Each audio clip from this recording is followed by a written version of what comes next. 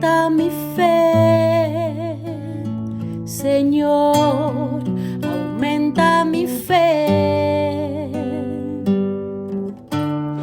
Aumenta mi fe, Señor, aumenta mi fe. Que nunca olvide tus promesas, que nunca olvide tus palabras, que Él lo crea, que no lo dude jamás. Tu palabra me dice, todo el que pide se le dará. Y el que toque a la puerta se le abrirá. Todo es posible, todo es posible para ti, Señor. Aumenta mi fe, Señor, aumenta mi fe. Aumenta mi fe, Señor, aumenta mi fe. Aumenta mi fe, aumenta mi fe, aumenta mi fe, aumenta mi fe, aumenta mi fe, aumenta mi fe, aumenta mi fe, aumenta mi fe, Señor.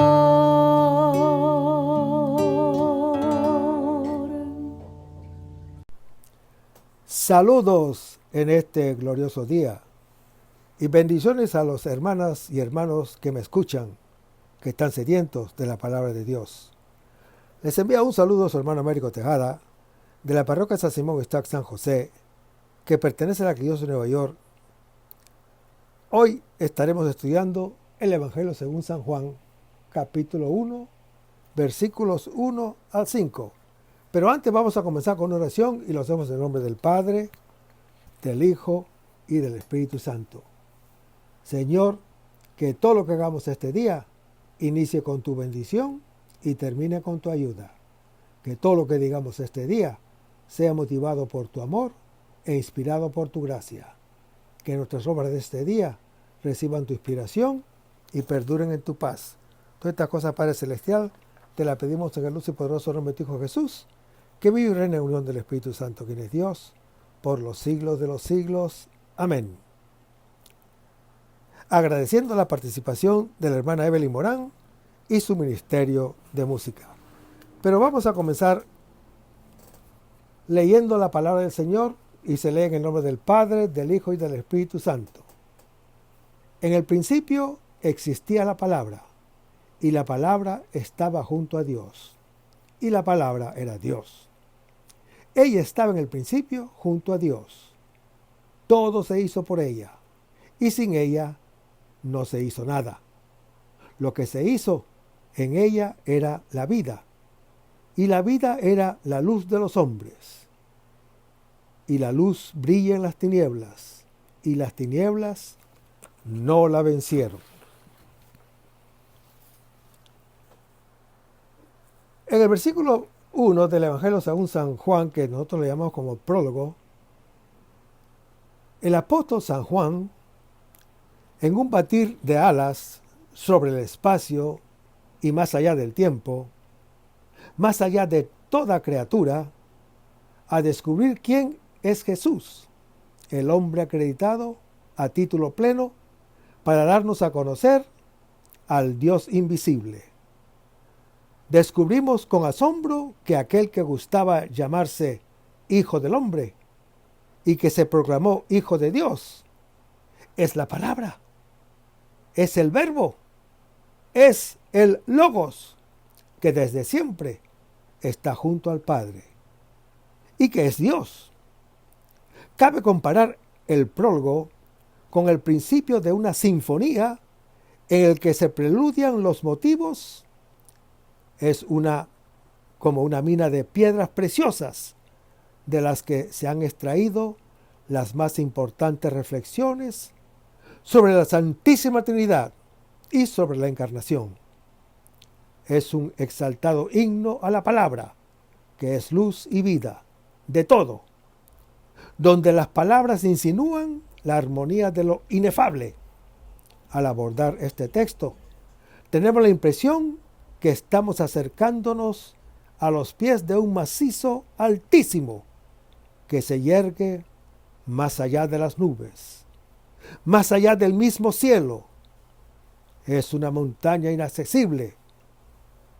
Es el Dios desconocido, la gloria invisible, el nombre inefable.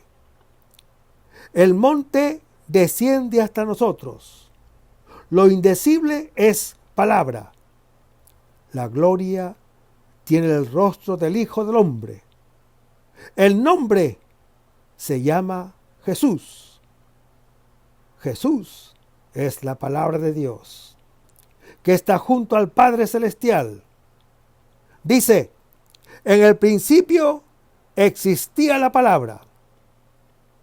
Hermanos, el principio del Evangelio evoca a Génesis capítulo 1, donde se dice que al principio Dios dijo y todas las cosas llegaron a ser. Esto significa que el autor tiene en su mente la idea de una nueva creación y de un orden nuevo de cosas.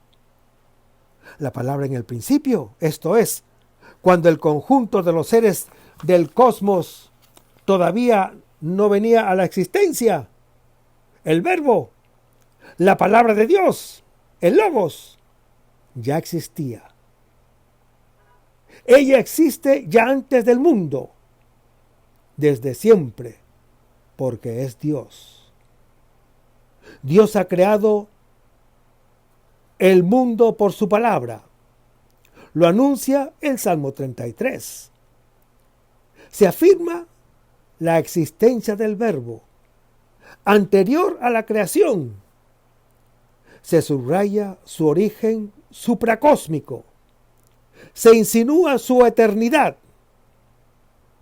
ya que escapa al principio de la creación y se establece en una existencia atemporal. Cuando se dice existía, dice las Escrituras, seguimos leyendo, y el verbo estaba con Dios. Hermanos, ese verbo preexistente a la creación estaba en Dios. O lo que es lo mismo, Dios en su eternidad estaba siempre con su verbo, o sea, con su palabra. El evangelista y apóstol San Juan ha utilizado esa proposición de acusativo, significando con ello la presencia íntima y dinámica del verbo en Dios. La frase afirma la unión del verbo con Dios, pero deja entrever al mismo tiempo su distinción respecto del mismo. Dice, y el verbo era Dios. Unido a Dios, pero distinto de Dios. Se dice que la palabra es Dios, no que Dios es la palabra. Se afirma, por tanto, explícitamente la divinidad del verbo. Esta afirmación, hermano que me escuchas, con la confesión del apóstol Tomás, cuando dice, Señor mío y Dios mío, en Juan capítulo 20, son los textos más explícitos sobre la divinidad del verbo hecho carne. Y en el versículo 2 dice, este estaba en el principio junto a Dios. Hermanos, este versículo repite a modo de inclusión semítica las dos primeras ideas. Ese verbo, allá, en el principio, antes de la creación, estaba en Dios. El himno no se ocupa propiamente del misterio de Dios en sí mismo, sino en sus dos relaciones, o en sus relaciones con los hombres. El término mismo, verbo y palabra, sugiere de inmediato una comunicación. Y el versículo 3 leemos: todo por él fue hecho, y sin él nada se hizo. Hermanos, la palabra todo alude al universo.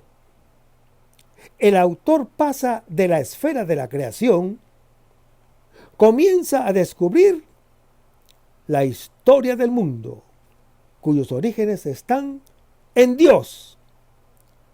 Tratándose del verbo, se empleaba la forma absoluta existía.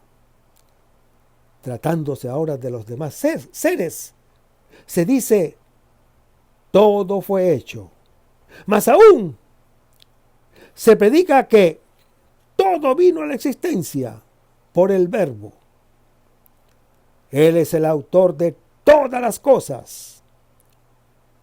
La palabra creadora no es un demiurgo o una entidad abstracta o un Dios dividido o una idea, sino que es el propio Dios, que lo hace todo por medio de su palabra, encarnada en Jesús.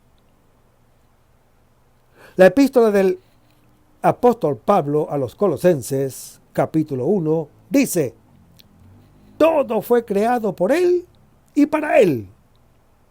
Él existe con anterioridad a todo, y todo tiene en él su consistencia. Y en la epístola a los Hebreos, capítulo 1, proclama de esta manera: el cual, siendo resplandor de su gloria e impronta de su sustancia, y el que sostiene todo con su palabra poderosa. Y el versículo 4 leemos: lo que ha sido hecho en él era vida, y la vida era la luz de los hombres. Hermanos, si el verbo, Hijo de Dios, vivo, según lo anuncia Juan capítulo 6, es para el mundo, es fuente de vida, su contacto produce vida, vida eterna, según lo anuncia Juan capítulo 10, es porque tiene la vida en sí mismo. De él procede la vida. Más aún, hermano que me escuchas, porque él mismo es la vida, según lo anuncia Juan capítulo 11. Y si él es la vida, todo cuanto ha brotado de él, por su acción creadora, es participación de lo que él es. Aquí no significa la vida biológica que acaba con la muerte. La vida es Dios mismo, gracias a cuyo soplo el hombre llega a la existencia, según lo anuncia Génesis capítulo 2. Ya en medio del paraíso, Dios había puesto el árbol de la vida, que está desde el principio ligado a la escucha de la palabra de Dios, como se pondrá de manifiesto en la alianza con Israel, según lo anuncia Deuteronomio capítulo 30. Hermanos, la vida, supremo anhelo del hombre, no es algo que se arrebata, sino que se recibe como un don. Dice: y la vida era la luz de los hombres. La palabra, incluso antes de encarnarse en Jesús, es a la vez vida en toda criatura y luz para el creyente. La palabra es lámpara para mis pasos, luz en mis senderos. Lo anuncia el Salmo 119. El Señor Jesús dirá: yo soy la luz del mundo. El que me sigue no camina en tinieblas, sino que tendrá la luz de la vida. Lo anuncia Juan, capítulo 8.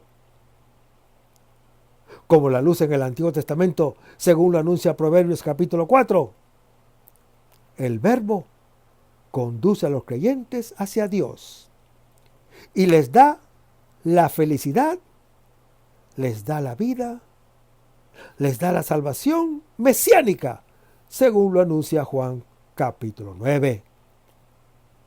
Y el versículo 5 leemos: y la luz brilla en las tinieblas. Hermanos, en Génesis capítulo 1, la creación es presentada como victoria de la luz sobre las tinieblas. En el origen del mundo está la palabra de luz del Padre, a la que nada puede aprisionar, ni las tinieblas, ni la muerte, ni siquiera la nada. El Verbo que es vida, el Verbo que es luz, brilla en las tinieblas. Esto es, en el ambiente del pecado en que el hombre se vio sumergido, víctima de las fuerzas satánicas opuestas a Dios, según lo dice Juan capítulo 3. Seguimos leyendo el versículo. Dice: y la tiniebla no la venció. El autor sabe que, a pesar de la caída del hombre, la fuerza del mal no triunfó. Jesús, luz del mundo, salió victorioso en la lucha contra el mundo y la tiniebla, como lo anuncia Juan capítulo 16. Hermanos, las tinieblas no pueden comprender ni captar la luz. Son incapaces de acogerla, ni de destruirla, ni devorarla y reducirla así. Quien la retiene es captado e iluminado por ella. Vamos a hacer una oración final y lo hacemos en el nombre del Padre, del Hijo y del Espíritu Santo. Señor Jesús, ayúdanos a conservar el fervor espiritual, la dulce y confortable alegría de evangelizar, incluso cuando hay que sembrar entre lágrimas, como Juan el Bautista, como lo hicieron los apóstoles Pedro y Pablo y los otros apóstoles, y también esa gran multitud de evangelizadores que se han sucedido a lo largo de la historia de la Iglesia Católica, con un ímpetu interior que nada ni nadie sea capaz de extinguir. Señor Jesús, que sea esta la mayor alegría de nuestras vidas entregadas al Evangelio. Y ojalá que el mundo actual pueda así recibir la buena nueva de tu Evangelio, porque tenemos la tarea de anunciar el reino de Dios y de implantar tu iglesia en este mundo que todavía no te conocen. Todas estas cosas, Padre Celestial, te las pedimos en el dulce y poderoso nombre de tu Hijo Jesús, que vive y reina en unión del Espíritu Santo, quien es Dios, por los siglos de los siglos. Amén. Hasta el próximo segmento. Que el Señor nos bendiga.